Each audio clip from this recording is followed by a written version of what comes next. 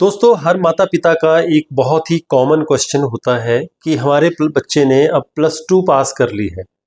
अब हम अपने बच्चे को क्या कोर्स करवाएं। ये एक बहुत बड़ा कंफ्यूजन हर पेरेंट्स की मन में रहता है। और क्योंकि यू नो अभी आजकल के ज़माने में पहले क्या होता था कि मैं अपने बेटे को जी डॉक्टर बनाऊंगा, अपने बच्चे को जी इंजीनियर बनाऊंगा, है ना। या फिर एयर होस्टेस भी एक ऑप्शन थी। लेकिन इन दो तीन के अलावा क्योंकि बहुत सारे मैंने बच्चे देखे, 10th क्लास जैसे पास की नॉन मेडिकल रख लिया, 10th पास की मेडिकल रख लिया। आर्ट्स की तरफ बहुत कम बच्चे होते थे, कॉमर्स की तरफ भी बहुत कम बच्चे होते थे। मैं भी उनमें से एक हूँ, मैंने अपने टाइम में नॉन मेडिकल रख लिया था।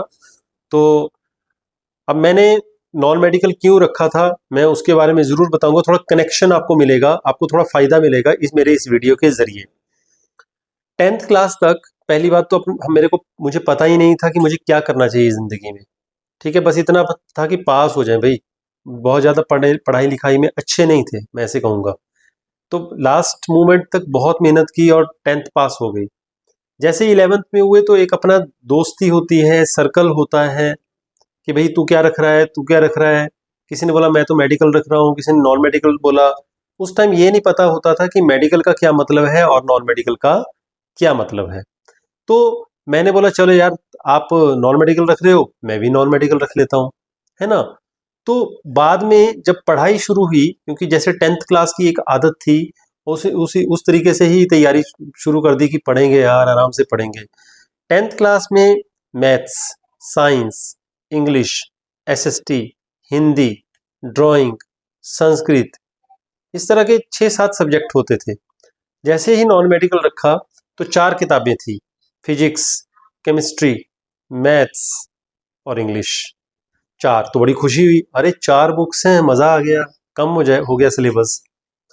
लेकिन दोस्तों, जब 2-3 महीने बीत गए, छुट्टियां भी पड़ गई गर्मियों की, उसके बाद जब पढ़ाई शुरू की, अभी पढ़ाई शुरू की थी, पता चला स्कूल में तो 3 चैप्टर कवर हो गए, कर लेंगे यार।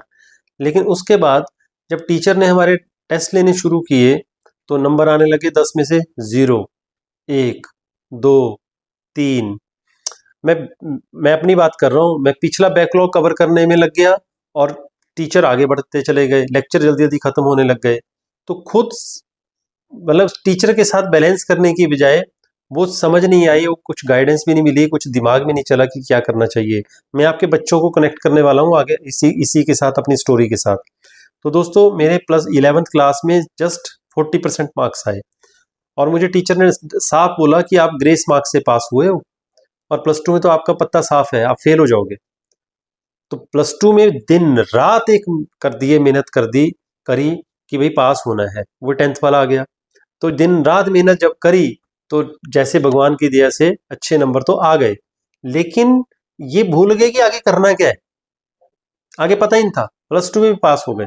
जैसे प्लस टू में पास हुए, ना एंट्रेंस एग्जामिनेशन की जानकारियां थी, ना आगे अलग अदर कोर्सेज के बारे में जानकारियां थी। बस एक जानकारी थी कि भैया आपका प्लस टू पास हो गया।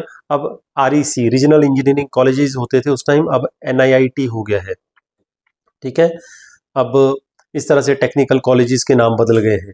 तो वो टेस्ट दिया, वो क्वालिफाई नहीं हुआ तो रह गए तो पूछा अब क्या करें भाई। 2-4 लोगों से बात पूछा, उन्होंने बोला भाई बीएससी कर लो। अब आपका अगर एंट्रेंस इंजीनियरिंग में नहीं कर पाए तो बीएससी कर लो। तो हम बीएससी में एडमिशन ले ली। जब बीएससी करने लगे तो कॉलेज वाली लाइफ में एंटर हो गए। कॉलेज वाली लाइफ में एंटर होते ही 3 साल का पता ही नहीं चला कब निकल गए। प्रोफेसर्स मिले, नया माहौल मिला, नए लोग मिले। कोई ड्रेस वाला टेंशन नहीं था, कोई डंडे, कोई चेक वाला टेंशन नहीं था। क्लास बंक भी कर ली, कोई बात नहीं। 3 साल का पता ही नहीं चला दोस्तों। जैसे 3 साल पूरे हुए, ग्रेजुएशन हो गई, तो घर आ गए। अब घर आ गए तो क्या कोर्स करें, पूछा 2-4 लोगों से। बोले मैं तो भाई एमएससी कर रहा हूँ। कहाँ कर रहे हो? भाई मैं तो भोपाल जा रहा हूँ। को बोलता मैं तो इस यूनिवर्सिटी में जा रहा हूँ। अरे भाई कैसे यूनिवर्सिटी में कैसे पहुंच गए आप? मैंने एंट्रेंस दिया। मैंने एंट्रेंस ही नहीं दिया था, पता ही नहीं था। और वो साल बर्बाद हो गया। ना किसी भी तरह का कोर्स का नहीं दिया, लेकिन ये जरूर पता था सरकारी नौकरी के लिए तैयारी कर लो, यूपीएससी की तैयारी कर लो, ये तैयारी कर लो, वो तैयारी कर लो। उसमें लग गए, साल निकल गया। अगले साल फिर यूनिवर्सिटी ढूंढनी शुरू की, पता चला ये फॉर्म भरे जाते हैं, टेस्ट भरे जाते हैं। तो दोस्तों मैं ये स्टोरी क्यों सुना रहा हूँ आपको अपने वाली, पता ही नहीं था कि करियर कहाँ बनाना है, किस लाइन में जाना है। कुल मिलाकर के एमएससी कर ली मैंने। एमएससी करने के बाद ज़्यादातर लोगों ने बोला कि भाई एमएससी तो कर ली अब आपने, तो आप कॉलेज के लिए या फिर सरकारी नौकरी के लिए, टीचर के लिए अप्लाई कीजिए, उसके लिए बीएड जरूरी थी। फिर बीएड कर ली। बीएड भी करने के बाद आगे सरकारी नौकरी के लिए टेस्ट भरे, तो पता चला साल में 2 साल में एक बार निकलते हैं। एक बार तो 5 साल के लिए बैन हो गए थे सरकारी नौकरियां। तो बोला, पूछा कि क्या करें भाई, ट्यूशन पढ़ा लेते हैं। फिर वहीं ट्यूशन पढ़ाने लग गए। जब ट्यूशन पढ़ा रहे थे तो उस दौरान फिर प्राइवेट स्कूलों में नौकरियों के लिए अप्लाई किया, कॉलेजों में नौकरियों के लिए अप्लाई किया। तो कुल मिलाकर के टीचर बन गए प्राइवेट सेक्टर में। फिर पूरा दम लगाया, पूरी जान लगाई, पूरी शिद्दत के साथ, पूरे इंटरेस्ट के साथ काम करना शुरू किया। बच्चों में अच्छा एक स्थान बनाया, बच्चों में एक अच्छी एक रेपुटेशन बनाई, और एक अच्छा, मतलब बोलने का मतलब सर्वाइव करने का एक जरिया बन गया, मैं ऐसे बोल सकता हूँ। तो दोस्तों मैं 10th क्लास से अभी तक जितना भी आपको बताया, उसमें कहीं पे भी एक फिक्स करियर के लिए गाइडेंस नहीं मिली अपने को उस टाइम। और दो चीजें ही नॉलेज में थी, मेडिकल रख लो डॉक्टर बन जाओगे, नॉन मेडिकल रख लो बहुत बड़े इंजीनियर बन जाओगे। बनोगे कैसे ये तो पता ही नहीं था। इसलिए आने वाली जो जनरेशन है उनको मैं ये गाइडेंस देना चाहता हूँ, माता पिता को गाइडेंस देना चाहता हूँ दोस्तों। अब तो इन 20 सालों में बहुत कुछ बदल गया, बहुत चीज़ें आ गई, बहुत तरह के कोर्सेज आ गए। किसी को कुकिंग का बड़ा शौक है बच्चे को, ठीक है, वो कुकरी की एक कोर्स होता है वो कर सकता है। होटल मैनेजमेंट का डिप्लोमा, सर्टिफिकेट, डिप्लोमा और डिग्री लेवल तक कोर्स कर सकता है। अपने बच्चों को सिर्फ वही कोर्स करवाएं जिसमें बच्चा इंटरेस्ट लेता है। बच्चा भी समझदार होगा थोड़ा, ऐसा नहीं है, आजकल के बच्चे वैसे ही समझदार और इंटेलिजेंट हैं। वही कोर्स करवाएं जिसमें बच्चे का इंटरेस्ट हो। आपको लगता है मेरा बच्चा बहुत ज़्यादा प्रेशर नहीं ले पाएगा, तो ज़्यादा प्रेशर ना डालें। मैं दूसरी बात बोलूँगा, क्योंकि आजकल हम आप सब पढ़े लिखे हैं, हम आप सभी माता पिता आजकल अपने बच्चों के लिए जानकारियाँ हासिल करते रहते हैं कि हम बच्चे को क्या करवाएं, लेकिन प्रेशर ना डालें। अगर बच्चे ने बोला कि मैंने डॉक्टर बनना है भैया, और दिन रात मेहनत कर रहा है, नंबर भी अच्छे ला रहा है, दिन रात अपने आप ही पढ़ाई कर रहा है, तो समझ लीजिए कि बच्चे में पढ़ाई का इंटरेस्ट है। लेकिन बच्चा बोलता है मेरे को तो मैथ्स बहुत बेकार लगता है, मुझे एसएसटी अच्छी लगती है, मुझे हिंदी अच्छी लगती है, इंग्लिश अच्छी लगती है। तो वो फिर उसको, अगर उसको मैथ्स अच्छा नहीं लगता है तो फिर वो नॉन मेडिकल नहीं चला पाएगा, ठीक है। कोई बच्चा बोलता है मुझे मैथ और साइंस तो बिल्कुल ही बेकार लगती है, मुझे नहीं रखनी है, तो ना वो नॉन मेडिकल चला पाएगा, ना वो मेडिकल चला पाएगा, ठीक है। उसके बाद बहुत सारे ऐसे कोर्सेज हैं। अब नेशनल एजुकेशन पॉलिसी भी लागू हो गई है। आपने अब अपने बच्चों के लिए क्या क्या कोर्स चूज करने हैं। पहली बात, medical, non medical, commerce and arts, ये 4 तरह के आपके पास स्ट्रीम आ गए, ठीक है। मेडिकल, नॉन मेडिकल रखवा भी दिया चलो आपने बच्चे को, बच्चे के कहने पे, अपने इंटरेस्ट पे, लेकिन वो +2 के बाद एंट्रेंस एग्जामिनेशन क्लियर नहीं कर पाया। तो दोस्तों उसके बाद भी नॉन मेडिकल और मेडिकल से रिलेटेड डिफरेंट यूनिवर्सिटीज़ में बहुत सारे कोर्सेज हैं। अभी जैसे हमारी अमेठी यूनिवर्सिटी के साथ एक पर्सनली कनेक्शंस हैं, और बहुत सारी यूनिवर्सिटीज़ हैं, सिटी यूनिवर्सिटी है पंजाब में, उनके साथ अच्छे कनेक्शंस हैं, और भी बहुत सारी यूनिवर्सिटीज़ हैं। तो बच्चों को आप यूनिवर्सिटी के वो कोर्सेज ज्वाइन करवा सकते हैं 12th क्लास के पास।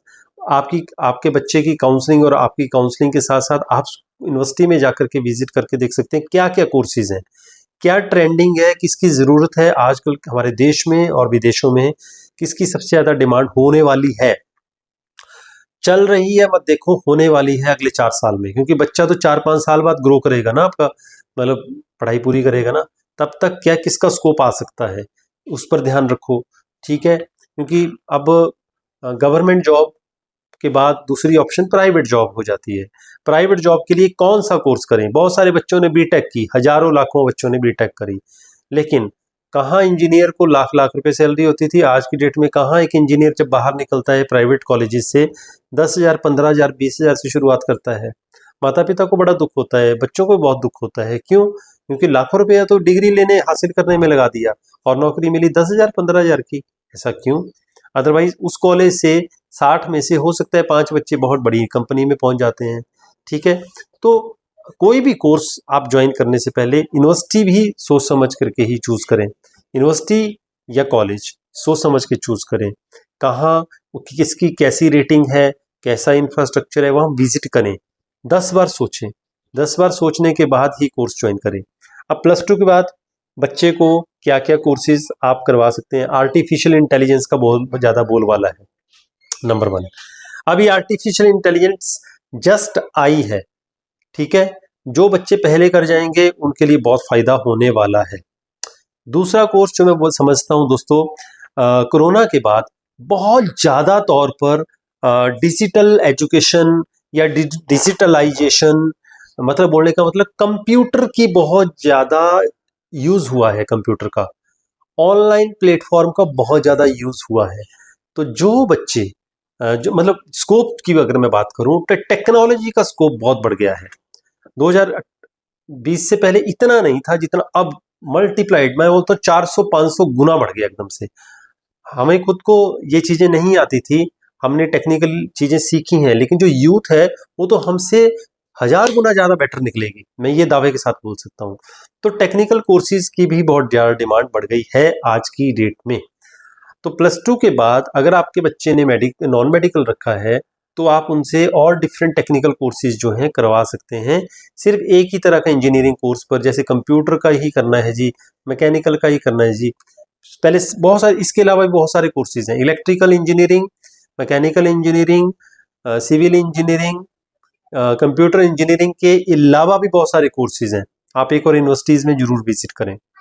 दूसरा, जो मेडिकल के बच्चे हैं, मान लो MBBS में या PMT में उनका टेस्ट क्लियर नहीं हुआ, बहुत बढ़िया स्कोप है नर्सिंग का, सबसे पहला। लेकिन आप बोलते हैं नहीं मुझे नर्सिंग तो करनी नहीं है, मुझे तो डॉक्टरी बनना था, तो आप BAMS कर सकते हो इंडिया से, बहुत सारे प्राइवेट कॉलेजेस हैं। अगर आपको लगता है नहीं मैंने तो भाई MBBS ही करनी है, तो इसका मतलब आपने भी ठान लिया है कि MBBS ही करनी है, तो डिफरेंट कंट्रीज से अच्छे एक मतलब नॉमिनल फीस पे, बहुत ज़्यादा तो नहीं, लेकिन नॉमिनल फीस पे आपको वहाँ पे कोर्स मिल सकता है। चाहे आप रशिया चले जाओ, चाहे और बहुत सारी दूसरी कंट्रीज़ हैं, लेकिन एक ट्रस्टवर्दी तरीके से वहाँ से MBBS की जा सकती है। इंडिया में भी ऐसे कुछ प्राइवेट कॉलेजेस हैं। अगर आपने मान लीजिए कॉमर्स रखा हुआ है, बहुत ज़्यादा स्कोप है, कॉमर्स वालों के लिए बहुत ज़्यादा स्कोप है। GST, IGST, CGST, है ना, स्टेट लेवल के टैक्स लग रहे हैं, सेंट्रल लेवल के टैक्स लग रहे हैं, GST की ज़रूरत है, हर दुकानदार को, हर बिजनेसमैन को GST लगता ही लगता है। उसके लिए जो फाइनेंशियल एडवाइज़र होते हैं, मतलब फाइनेंशियल एडवाइज़र का मतलब जो जो कॉमर्स बैकग्राउंड से लोग होते हैं, उनके लिए एक अच्छा एक रास्ता खुल जाता है। BCom करने के बाद वो बहुत सारे फाइनेंशियल कोर्सेज कर सकते हैं अलग अलग तरह के, क्योंकि फाइनेंशियल एडवाइजर्स की मार्केट में बहुत ज़्यादा डिमांड है। पहली बात, आप अपना ऑफिस खोल सकते हो। दूसरी बात, अपना बिजनेस स्टार्ट कर सकते हो, अपने क्लाइंटेज बढ़ा सकते हो अपने काम से। 4 लोगों को अगर आपने अच्छे तरीके से एडवाइस दे दी कि कैसे आप अपना टैक्स भर सकते हो, रिटर्न भर सकते हो, टैक्स बचा सकते हो, है ना, तो आप एक तरह से एडवोकेट का काम कर रहे हो। 4 दुकानदारों को अगर आप लोगों की बातें अच्छी लगी, वो आगे 4 लोगों को 4 लोगों को 4 लोगों को बताएंगे। 100 बंदे भी अगर आपके पास हो गए और एक पर्सन से आपको मान लीजिए 2000 की भी फायदा हो रहा है, तो मल्टीप्लाई कर लीजिए। बल्कि ये चीज़ें आगे बढ़ेंगी, 2000 से 5000 भी आप लोगों को फायदा हो सकता है। इसमें बहुत सारे स्लॉट्स, बहुत सारे मॉड्यूल होते हैं। तो कॉमर्स वालों के लिए फाइनेंशियल एडवाइज़र के अलावा CA और बहुत सारी अलग तरह के कोर्सेज होते हैं, वो कर सकते हो। चौथा आ जाता है आर्ट्स वाले। जितने भी जिन्होंने आर्ट्स किया है, UPSC की तैयारी कर सकते हैं, UPSC की तैयारी करवा सकते हैं। सरकारी नौकरियां बहुत सारी निकलती हैं। इसके अलावा टीचिंग लाइन में जा सकते हैं। इंग्लिश की बहुत डिमांड है दोस्तों पूरे इंडिया में इस वक्त। अगर मैं कहूँ, बहुत लोगों से पूछें आपकी इंग्लिश स्पीकिंग कैसी है, बहुत सारे लोग बोलते हैं नहीं मेरी इंग्लिश ना बहुत ज़्यादा अच्छी नहीं है, वीक है। मानो या ना मानो, मैंने तो ये देखा है, बहुत सारे लोग नौकरियां ढूंढ रहे होते हैं तो बोलते हैं कि मेरी इंग्लिश में थोड़ी सी प्रॉब्लम है। कई कनाडा जाना चाहते हैं, दूसरी कंट्री में जाना चाहते हैं, IELTS क्लियर करने की ज़रूरत है, तो स्पोकन इंग्लिश क्लासेस ज्वाइन करते हैं, बच्चों से लेकर के बड़ों बड़ों तक। तो अगर आप आर्ट्स बैकग्राउंड से हो और कल को सपोज कर लो आप सरकारी नौकरी के साथ साथ किसी टीचिंग लाइन में या किसी और कोर्स में भी जाना चाहते हो, बहुत सारे और कोर्सेज हैं। सिर्फ मैं ये नहीं बोल रहा हूँ कि टीचिंग में ही जाओगे, ठीक है, आपको फोटोग्राफी का शौक है, आपको ट्रैवल का शौक है, ठीक है, आप एक ट्रैवलिंग एजेंसी चला सकते हो, बहुत सारी चीज़ें हैं, बहुत सारा स्कोप है। आजकल एंटरटेनमेंट का बहुत सारा स्कोप है, म्यूज़िक का बहुत सारा स्कोप है, डांस का बहुत सारा स्कोप है, टीचिंग का स्कोप है, एआई का बहुत सारा स्कोप है, ट्रैवलिंग का बहुत ज़्यादा स्कोप है, टूरिज़्म का बहुत ज़्यादा स्कोप है। उसके अलावा फाइनेंशियल, जैसे मैंने एडवाइज़र की बात करी, लोग बिज़नेस स्टार्ट कर रहे हैं लेकिन उनको एडवाइज़र की ज़रूरत है, उसका बहुत ज़्यादा स्कोप है। तो कुल मिलाकर के मैं सभी पेरेंट्स को ये कहना चाहता हूँ, सभी बच्चों को ये कहना चाहता हूँ कि सिर्फ ये ना सोच के चलें कि मेडिकल नॉन मेडिकल ही रखना है और मुझे डॉक्टर इंजीनियर ही बनना है। लाखों बच्चे बैठते हैं एंट्रेंस में, सिर्फ 100 200 500 की सीट्स होती हैं, बाकी बच्चे रह जाते हैं। तो बच्चे कई बार परेशान हो जाते हैं, तो परेशान नहीं होना है। मेरी तरफ से एडवाइस है उन सभी बच्चों को, परेशान नहीं होना है। ज़िंदगी पहली बार नंबर से नहीं कंपेयर करने की, मेरे नंबर बहुत 195 नहीं आए, मेरे नंबर कम आए। पढ़ाई लिखाई जस्ट सर्वाइव करने के लिए होती है, अच्छे इंसान बनने के लिए होती है, अच्छी कैलकुलेशन के लिए होती है, ज़िंदगी को समझने के लिए होती है। आने वाले जितना हमारा समाज है उसके बारे में हमें जानकारियाँ मिलती हैं, जितना हम पढ़ाई लिखाई करते हैं, बाहर निकलते हैं, स्कूलों में, कॉलेजों में, यूनिवर्सिटियों में डिफरेंट टाइप ऑफ लोग मिलते हैं, प्रोफेसर मिलते हैं, सोसाइटी के लोग मिलते हैं, हम बहुत कुछ सीखते हैं पढ़ाई लिखाई के ज़रिए। ठीक है, तो ज़िंदगी का आधार जो है एजुकेशन है, और एजुकेशन के बाद आप अगला जो दूसरा स्टेप है वो सर्वाइव करना है।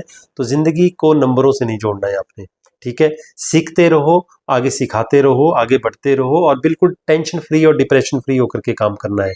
अपने जीवन को खुशी खुशी जीना है, ये होता है आधार जीवन का। ठीक है, तो जीवन कभी भी अपनी पढ़ाई लिखाई को नंबरों से नहीं जोड़ना है कि मेरे नंबर कम आ गए, अब तो जी मैं मेरे नंबर क्यों कम आए, ऐसा क्यों हो गया, अब तो मैं किसी को मुंह दिखाने लायक नहीं रहा, ऐसा कभी नहीं सोचना दोस्तों। मैं यूट्यूब के ज़रिए आप लोगों को ये चीज़ें बता रहा हूँ, मैं आप लोगों को सच बताऊँ, मैं अपने से बहुत सारी उम्र में छोटे ऐसे लोग हैं, कई यूट्यूब पे काम कर रहे हैं, जिनसे बहुत कुछ सीख रहा हूँ। तो मेरे मन में आता है कि अब मैं आप लोगों को वो चीज़ें सारी बताता रहूँ, आपको इंस्पिरेशन मिले, आपको सपोर्ट मिले, आपको गाइडेंस मिले, आपको मोटिवेशन मिले। इन्हीं बातों के साथ आज का वीडियो अगर अच्छा लगा लाइक ज़रूर कर लें और चैनल को सब्सक्राइब ज़रूर कर लें। जय हिंद, ऑल द बेस्ट। मेरी तरफ से आप सभी माता-पिता और बच्चों को ढेर सारी शुभकामनाएँ।